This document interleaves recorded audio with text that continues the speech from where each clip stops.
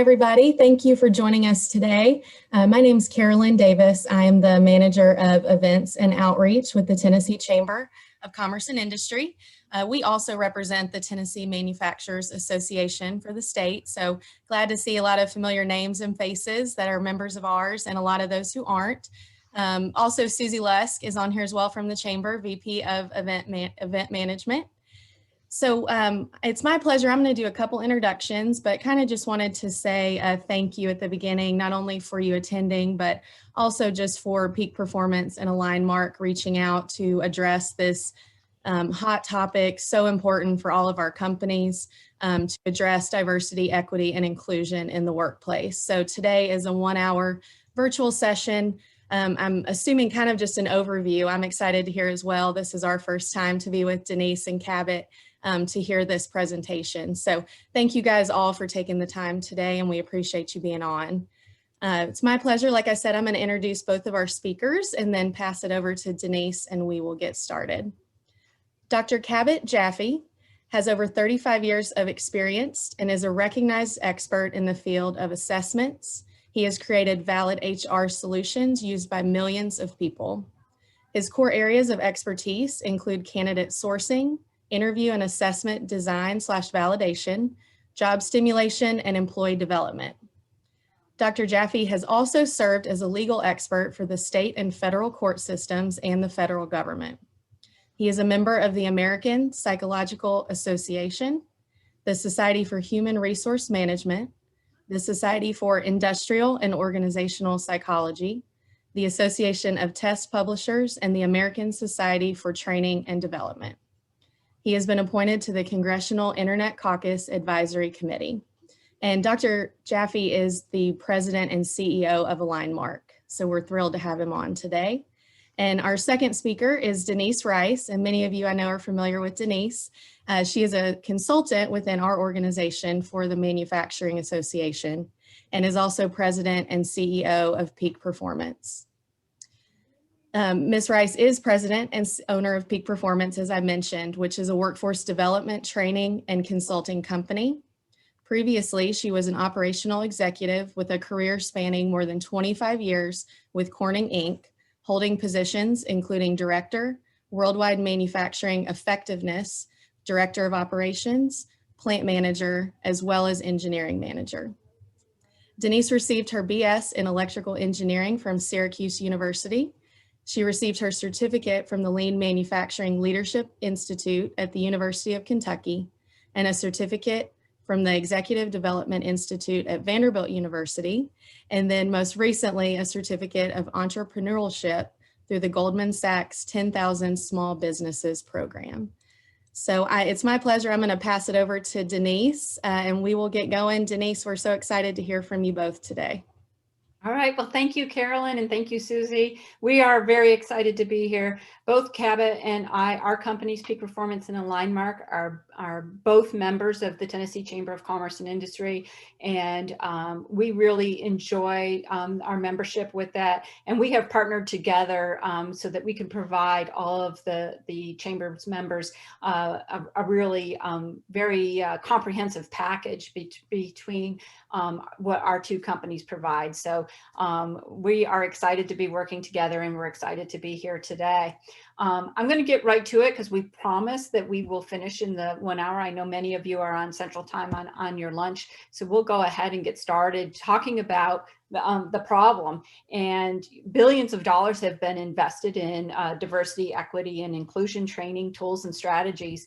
And we really haven't moved the needle very far when it comes to DEI in businesses. And you can see here that only 1 company in 5 actually holds itself accountable for DEI in its business practices, and 40% see diversity as primarily an issue of compliance. But in today's business world, DEI, they're often treated as buzzwords that really don't amount to a little bit more than a mandatory annual training. And then it's forgotten within the business. But the reality is if you make DEI your priority in every facet of your organization, it's going to impact the bottom line. It's going to impact the bottom line positively. Yeah, in my mind, a couple interesting facts here. One is at least 40% see it as an issue of compliance. That's not great, but yet still only 20% are actually even doing anything about it. So even though those that are seeing it as a compliance issue, only 20%, well, kind of why does that exist? And part of what we know out there is companies are certainly paying lip service to it now. They know it's necessary. They've bought into the need for it, but they don't know how to get started. What are the easy things? And you don't have to go from 0 to 100 miles an hour right away. What are the things that can be done? Hopefully some of the things we share that will get you moving in the right direction. And at the same time, taking that, we ultimately want to see that 40% shrink. We don't want this to be a compliance issue. We want this to be a culture change and an understanding of the value. So the goal is to get that 40% down. The early days of sexual harassment training became a compliance issue. Check, I can keep myself from getting in trouble with the courts, but it's taken forever. And in a lot of organizations, it's still just a compliance issue. We don't want DEI kinds of accountability to go in the same way, in my mind. Yeah, exactly. And so before we get into the, what are those first steps, let's talk a little bit about the why. And what we find is that the business case for diversity is really proven around belonging. And you can see we have belonging here in the center. And it was the number one driver of employee satisfaction. And there's been, surveys and research that's been done by McKinsey and Deloitte and Catalyst, and they all show that companies that have diverse boards and diverse teams really outperform, as well as those that have DEI brands. They end up being more profitable and become market leaders. So as society focuses on income inequality, racial justice, equity is starting to be legislated, these are things that you need to think about in your business. There are laws in California and actually even laws in Europe that mandate that women are on boards, that they have gender pay equity, and that there's more diligence than EEOC compliance. And we've seen this change or a swing with the Biden administration, where they're using equity as a lens across every investment that the federal government is doing. So we as business leaders have to step up.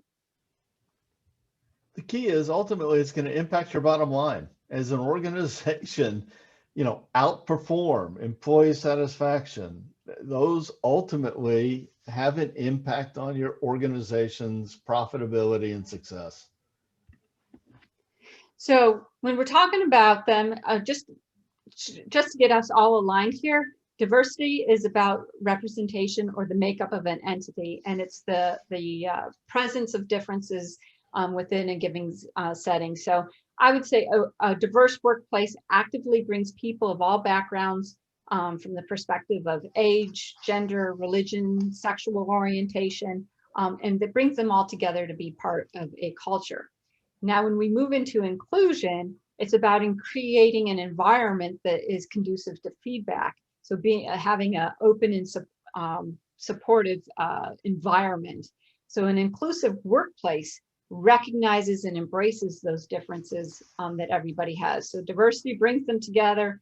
Inclusivity or inclusion will recognize and embrace those differences. And what you want to end up is that every employee can have an impact on your organization because of the very qualities that make them who they are.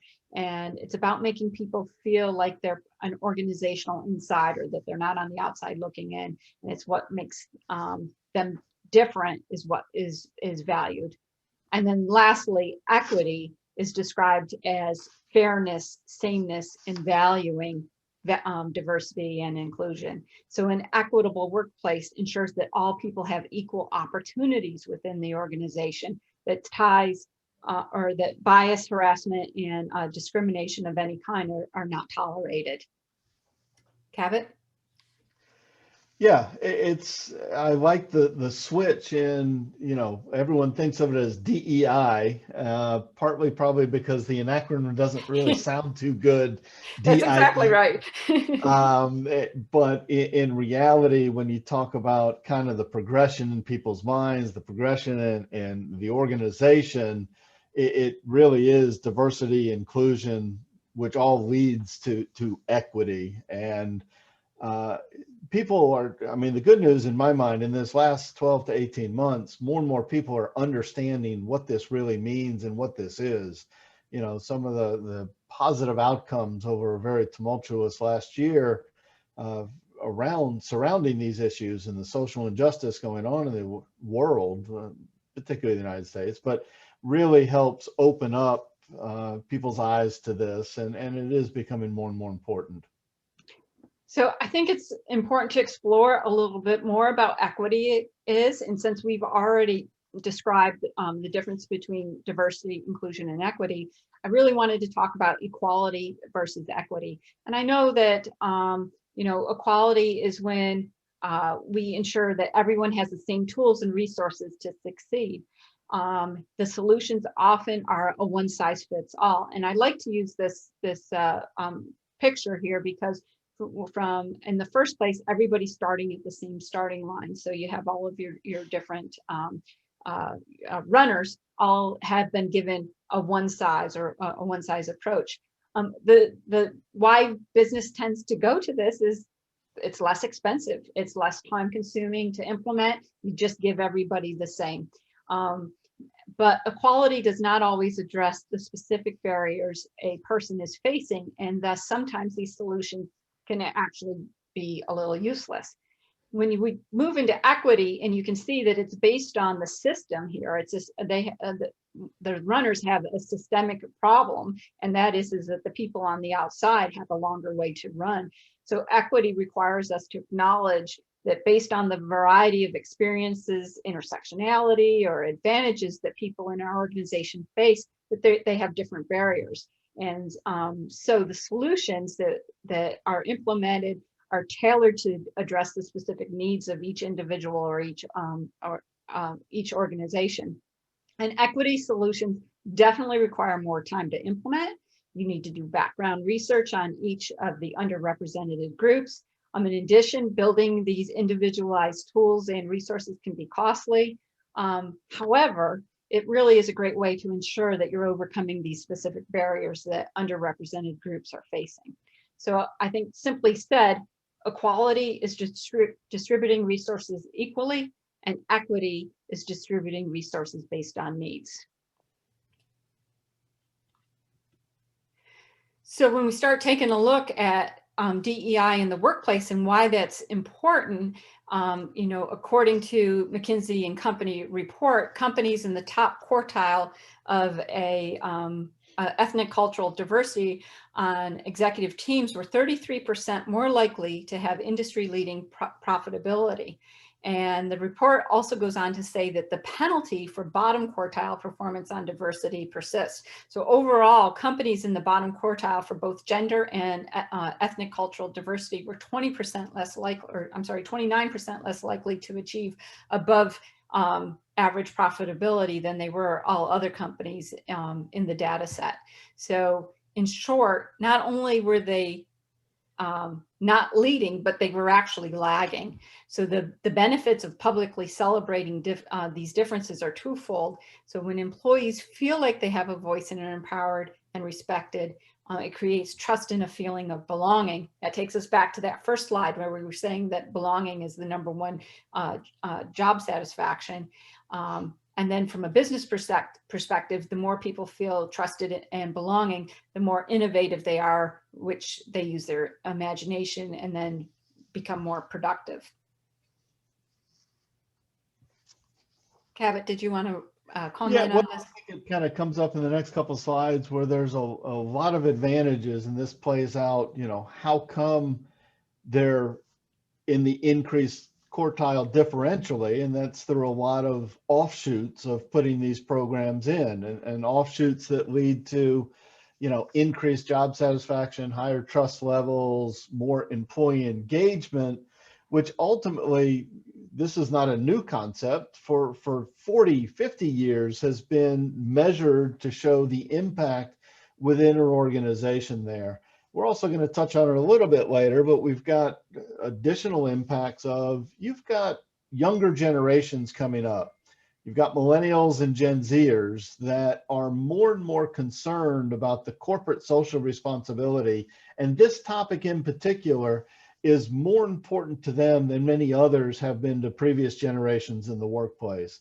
So you're going to have recruiting offshoots. You're going to have, retention if your organization is on the forefront of this, push and implementing these kinds of tools and systems, versus you're going to be lagging behind in the ability to retain, hire, and keep people, select people into the organization in the first place without it. And again, there's a lot of data behind that, I believe.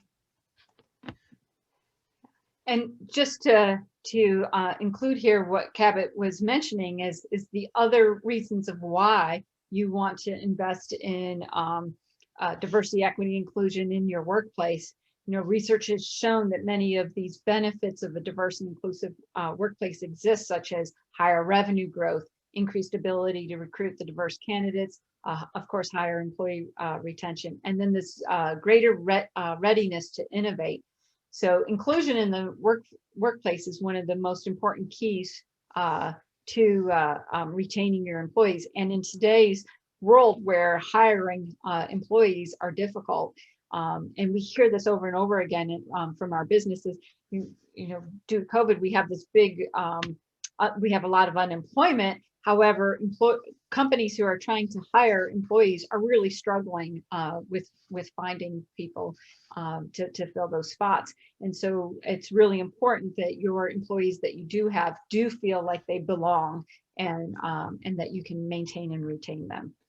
Yeah, and this isn't just coming from Denise and I sitting on the phone and saying, what do we think? This is coming out of a lot of research that's been geared towards, these topics today. And it plays out in itself, 9.8 individuals are 9.8 times interested in looking forward to going to work on a daily basis, within companies with these versus outside. They're 6.3 times more likely to have pride in their work.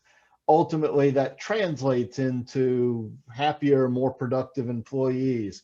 That they're 5.4 times more likely to want to stay, kind of on the job and at their job in an environment that is friendly, that increases productivity, it increases retention. So there's the proof is now out there. These aren't just good words. There's actual data showing, look, there is a direct, tangible outcome for organizations moving from that. Keep in mind, going back, we only had 20% kind of doing anything seriously about it. There's a reason for the rest of the 80% to grow and include this in their future strategic plan.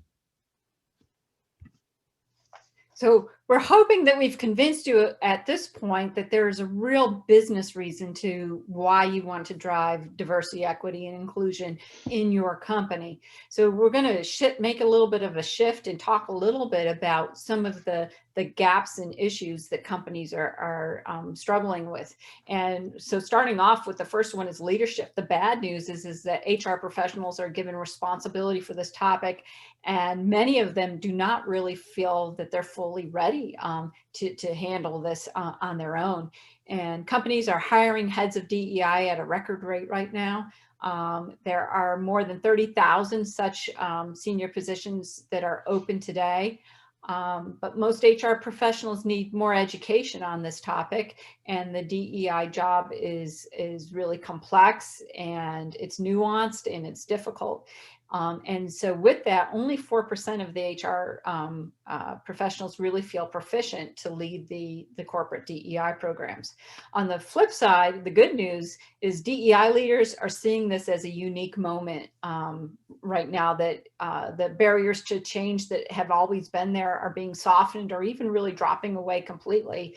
And in fact, the heads of DEI who used to be pushing for change are now receiving so many inbound requests for plans and actions to do so, that it's kind of a reverse.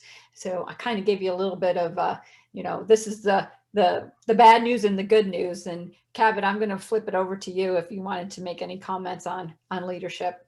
Yeah, I mean, I do think there's good news and bad news, absolutely, from my perspective as well. So the bad news is the DEI leader alone isn't going to make or break the organization. It's a great start.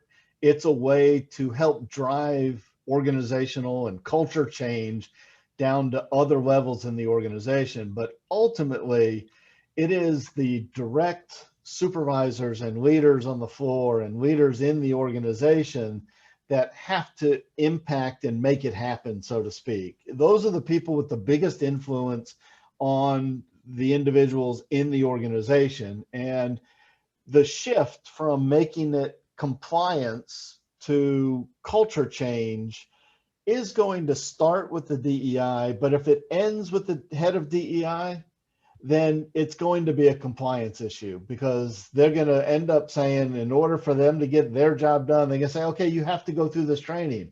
Okay, you have to put these programs in place. And as Denise said, the good news is a lot more people are starting to ask for those programs, and that is the beginning of the culture change. But ultimately, it needs to filter down to everyone in the organization, and that'll prevent it from becoming compliance and more ingrained into the culture of the organization, which ultimately has to, be the answer to achieve all the results that we've been talking about.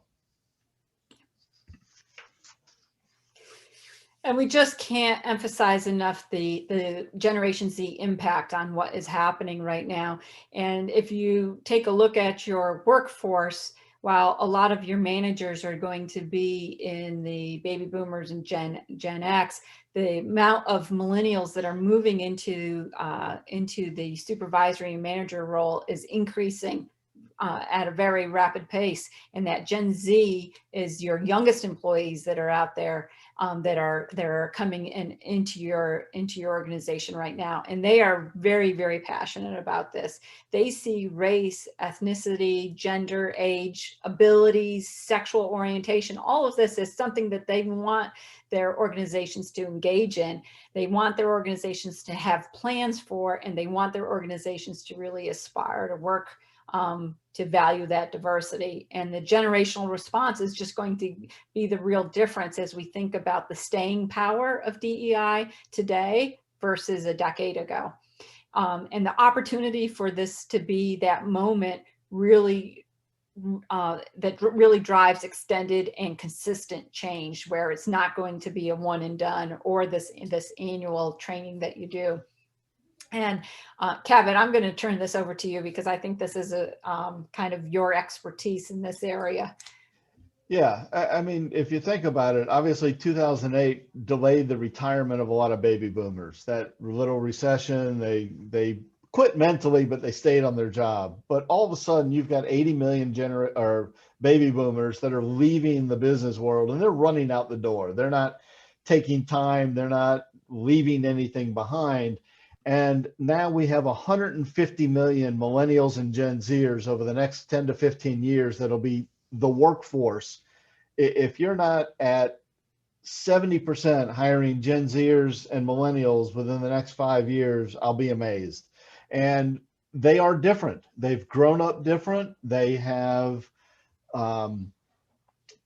experience the dot-com crashes, the Enrons. They've been, helicopter parents, technology, their communication, their entrepreneurial, and they are more interested in being part of an organization that they can associate with from a values perspective than they are about getting a paycheck. They don't want to work harder and longer. They want to work smarter and faster. And the organization that keeps them is the organization that they can actually get behind. They want the vision coming from the organization that they buy into. And if that's not there, they're gone. And because there's too many of them, if you're not meeting part of their needs, you're never going to be able to fill these and keep these, positions with people that will have the sustainability to bring the organization into its succession plan, looking 5, 10, 15 years down the road. So it is key. Everyone says, oh, they're different. Well, they really are different. And they have very different values and expectations in their employers that they want to join. Yeah, and I think in the past, if an organization had the intention and they cared about diversity and inclusion, they could communicate through their values, and that was sufficient.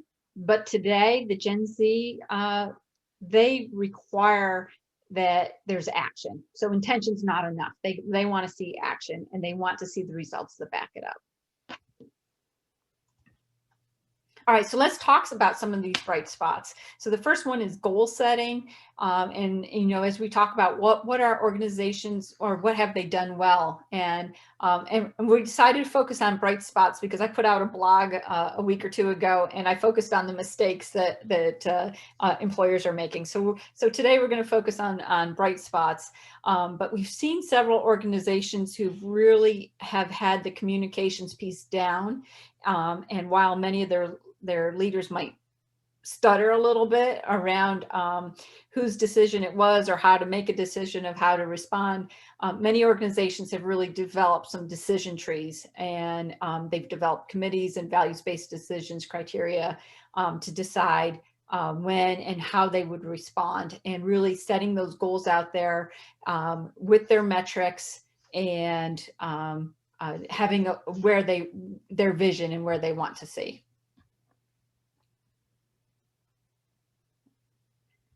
What gets measured gets paid attention to. And so if you think back to grade school and you ask the teacher, is this going to be on the test? Am I going to be held accountable for this? The teacher says no, everyone puts down their pencils, nobody pays attention to it. So putting a goal in place and writing something down and presenting that to the organization allows you to hold yourself accountable to getting something done. And that's exactly what is starting to happen out there. So set your goal, put it down in writing. And then the next bright spot that we wanted to recognize is the employee resource groups. So they're commonly referred to as ERGs, but I'm starting to hear more and more companies calling them affinity networks, or maybe even business resource groups, BRGs. And what this is a committee that consists of underrepresented talent who support each other, and their aim to really change the business. And these are agents of change. They advise senior leaders on what they can do to help create a more diverse and inclusive environment. And this is a positive spot. So if your company has employee resource groups, get a gold star. That's a great first step. If you don't, really highly recommend that. This is a great way to get started. And you can do employee resource groups for your different types of underrepresented employees that you have. They're able to provide sessions where employees can share what they're feeling and what they're experiencing, what their experiences outside of work as well as inside of work. And they really create some good connections among your employees to support each other, as well as those connections to your senior leaders, to help kind of change hearts and minds of your culture and of your company. Cabot? Yeah, and it's something that also should be relatively easy. So nothing, we all realize there's a job to do. The organization has a role and a goal from a standard business operating procedures. These are something that is, shouldn't add too much time, shouldn't be overly complicated to put in place, and they lead to a lot of good data. Again, good data allows for companies to make good decisions. This is an excellent, easy way to collect good data. The next one is recruiting efforts. And Cabot, I'm just going to turn this one over to you because this is definitely what your company excels at. Yeah. And so again, it's what we alluded to. People want to join an organization that they can get behind. And so when you're recruiting, it's not just paying lip service to, but you're going to need descriptions of what are you doing to address this. And it's not just going to be, oh, we have a DEI officer or, a head of DEI. It also needs to be in your messages to individuals, in your recruiting messages. Do you have younger generations as part of the recruiting and hiring efforts to show? So to allow the person to understand this isn't just lip service. And the more that you grow the base from the beginning, you get a bottom up push and a top down push. And then all of a sudden things are going to happen a lot easier and a lot quicker. If you're bringing in people that match some of those same values, it'll be much easier to get things accomplished quicker, faster, more efficiently. And again, without as much interruption to your regular day-to-day operations, if any. So when I was a plant manager, Cabot, I had a HR manager who really, she was fabulous. To this day, we still stay connected because she really taught me a lot of things as an operations executive, things around HR. And she used to say that we tend to hire ourselves. And so as a hiring manager, if most of your hiring managers are not diverse, you're going to continue to do that. And so while there's been a lot of work done on recruiting efforts, it's always a great place to really look and see what systemic problems do you have in your recruiting that you may not have even realized. Yep, recruiting has become a two-way street. It used to be that the organizations could dictate and demand, here's what the person's going to go through, here's who they're going to, interview with. And now the applicants are starting to make some of those same demands of the company. Show me, put your, proof in the pudding, so to speak. And I want to interview with somebody my own age in order to find out what it's really like to work here. Yes, your leader has a vision, but he doesn't look like me. So therefore, I need to hear and speak to during the recruiting phase. And if you can't help with that, then maybe you're not going to be the best fit for me as an individual going into the organization. So I wholeheartedly agree, Denise. Make sure that, it's not just somebody that is in the role. We need to expose them to what the real truth is, because they're making the decision whether to enter that marriage with you as much as you're making the decision whether you want to, hire them. And then our last bright spot is unconscious bias training. And, educating your team should always start with self-awareness and self-management. And that's exactly what unconscious bias training does, is it opens up your employees and your eyes, your leaders, even your executives, to the experiences that we've had throughout our life that creates these biases that we're not even really aware of. And so unconscious bias is a self-awareness, and then you can start the self-management process. Once you've completed that self-awareness and self-management, that's when you move to social awareness and relationship management.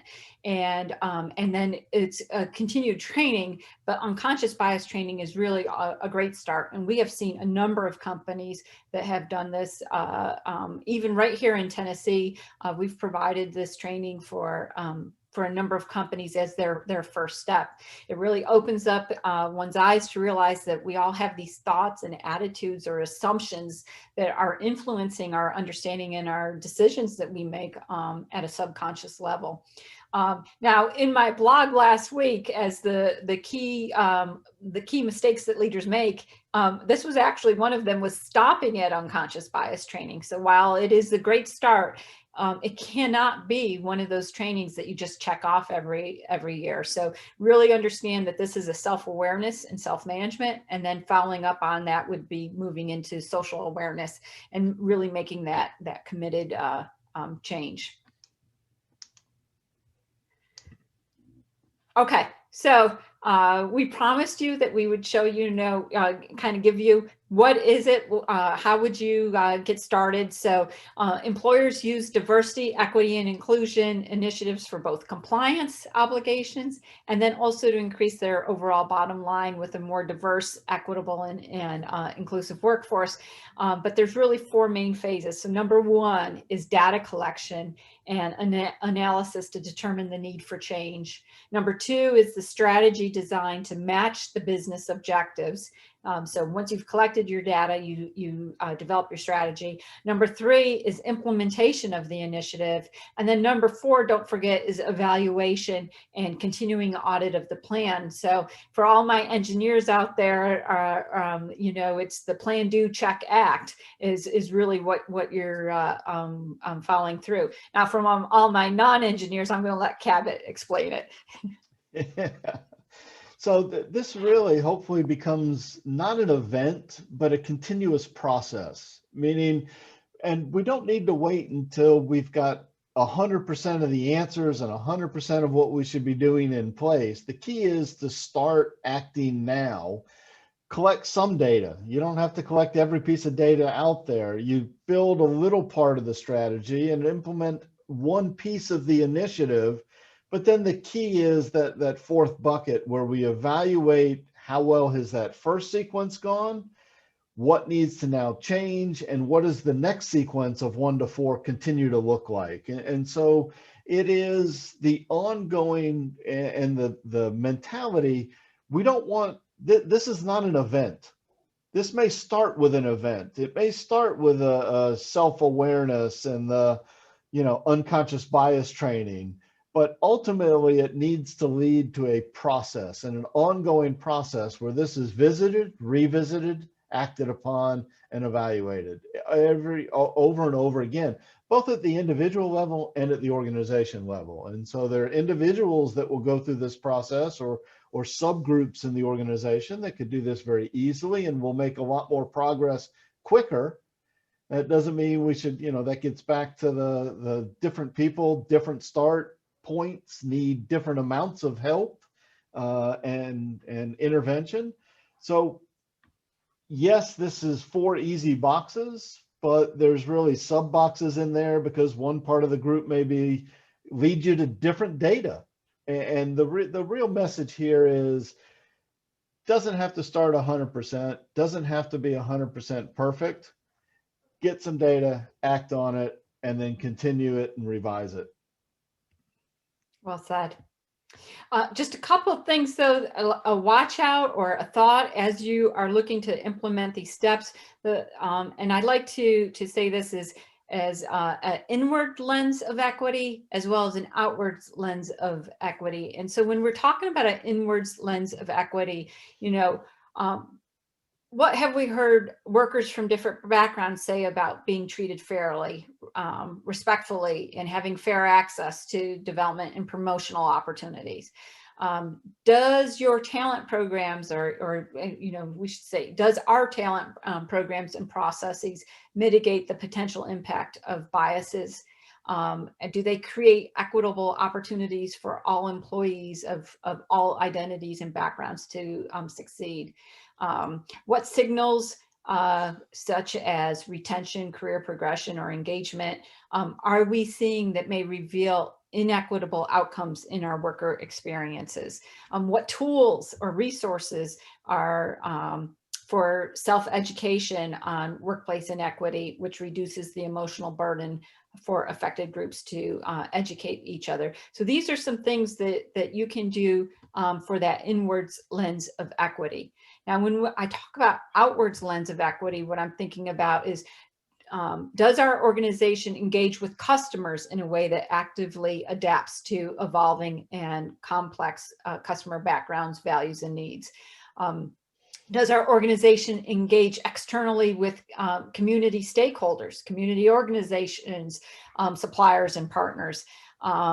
Does what or how we sell perpetuate or fight against systemic historical inequities? So that would be questions that you would ask yourselves around using that outward lens of equity. And sometimes we forget to look at the outwards lens of equity. Cabot? Yeah, and that is key, because what are you going to do? And one of the parts of your strategy need to be, what if, and it's going to happen more often than not in the beginning, what do you do with the mismatch between where you are and where your customers are? And that can be in either direction. So, what if your customers are way ahead of you in their DEI efforts and their expectations, and they only want to deal with particular suppliers, vendors, or others that are on an equal playing field with them? You need to have an answer, and vice versa. What if they're not into it? What value can you bring to them? And so, yes, you start looking inward, and that's important, and you need to get to a certain stage, but that outward lens and that evaluation of what's going on in your surrounding environment, organizational environment, with customers, suppliers of your own, and those outside the organizations, really is going to impact potentially the way you interact with those people from a communication standpoint, from a messaging standpoint, and from a marketing standpoint. What is your value proposition is becoming more important to them as well. And then when we think about these, when you're implementing your 4 stages, you've done your inwards lens and your outwards lens. What's the most important thing? And we just wanted to leave you with a few notes this afternoon. The first one is that highly inclusive companies are really good listeners. And I know it sounds simple, but even the most complex issues in DEI can be discussed and talked about and talked through with employees. If you did read my blog, you noticed the number one key mistake that leaders make is doing nothing. They may be so paralyzed by fear of making a mistake that they do nothing in this moment. And what I would suggest is that if you're at that spot and you're not sure what steps to take, the very first thing to do is to really listen, hear, and then act on what your employees are telling you. Cabot? Yeah. I mean, well said. That listen part is that data gathering part. Until you have data and an understanding of what's going on, what you do about it, it's going to be less efficient than it can be. And so again, I agree with Denise. If nothing else, do your data gathering, and that data gathering is listening and finding out what is the real situation from others' perspectives. And then we did want to just take a moment to talk about coaching, mentoring, and being an ally. For when you listen to employees and you describe their DEI challenges, you might find that managers want to hear more about being an ally. And I've always said, I talk a lot to women's group, and I've always said that it is easier to advocate for somebody else than it is to advocate for yourself. And so if you think about it, we already know what a coach does. Coach will teach you skills. A mentor is going to help guide you through the process, and an ally is going to advocate for you. And so I really want you guys to think about this as you're putting your plan together. Is, do you have a coach, a mentor, and an ally or an advocate? Cabot? Yeah, that openness to change is going to dictate how useful these coaches, mentors, and allies are from an individual basis. If somebody is not open to change, it's going to be some wasted effort. And you find let me call it low-hanging fruit of those people and organizations where, yes, coaching will be effective, mentoring will be effective, and the ally will be effective. And that's where you start to make a success story. And then you take that success story and you build on it and you expand it and you roll it out in a much bigger way. And before you know it, the whole organization is there, so to speak. And then, of course, we can't end today's session without, we'll take questions here, but we can't end the session without recognizing that the Tennessee Chamber of Commerce and Industry and the Tennessee Manufacturers Association is providing those resources to their members, and they do have a upcoming Overcoming unconscious bias in the workplace. It is a 3-hour, it is a certification class. It is certified through SHRM. It'll be on Wednesday, April 21st from 8 to 11 Central Time, 9 to 12 noon Eastern Time. It is instructor led. It will be remote through the Zoom platform. You can register at the tnchamber.org/events. Be sure to click on the events calendar. And I think Susie or Carolyn might be put the link directly to the registration so that you don't have to click through the events calendar. They can put that in the chat for you. It is limited because it is a instructor-led class. Dr. Jason Robinson of Lee University is the instructor. It is a interactive course, and so you will need to be prepared to participate. There'll be breakout groups, and it'll be a great class. We've gotten some fabulous feedback for it, and we have a number of chambers that are asking for it. So I'm providing it there for you. So at this time, Susie, we're going to throw it back to you and see if there's any questions, or if people want to unmute themselves and ask questions, we can also do it that way. Sure. Thanks so much, Denise and Cabot. If anyone wants to unmute, please do so for questions, and we will monitor the chat box as well, but please feel free.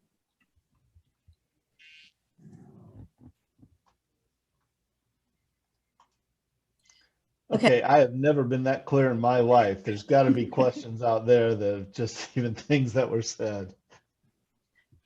Okay, one comment that we do have, given the global population is 73% to 76% of color, isn't it a business imperative to embrace DEI to expand markets, grow GDP, and increase economic participation?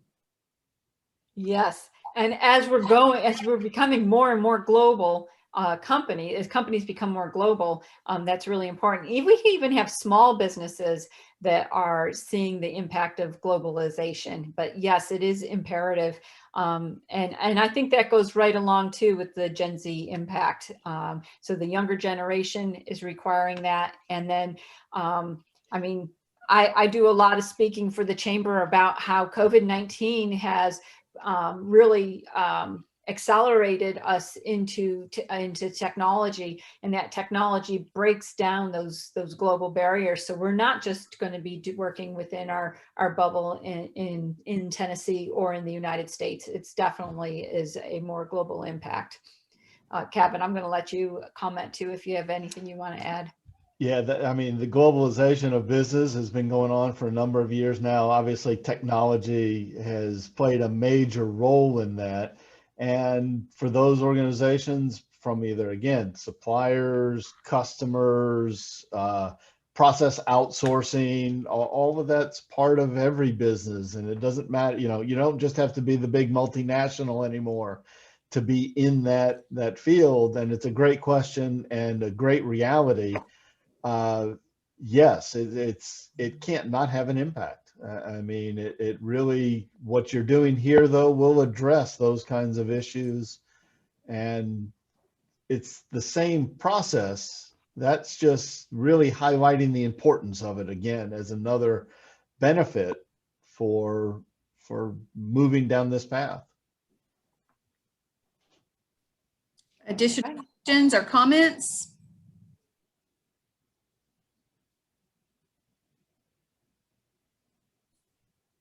Again, we want to thanks to Peak Performance and Denise Rice and Alignmark with Cabot Jaffe. We appreciate your information today. It was incredible information. Again, as mentioned, it's so important and what a hot topic. And we do encourage you, if you're available and interested, we'd love to see you on April 21st, and we'll send you that information on the unbiased training. I'm excited about our speaker from Lee University on this interactive course that is coming up. But we appreciate you all and your membership today and all those who joined us, and have a wonderful afternoon. Yeah, it's been a pleasure, everybody. Have a great rest of your Monday. You too. Thanks, everyone. Thank you. Thank you. Thanks.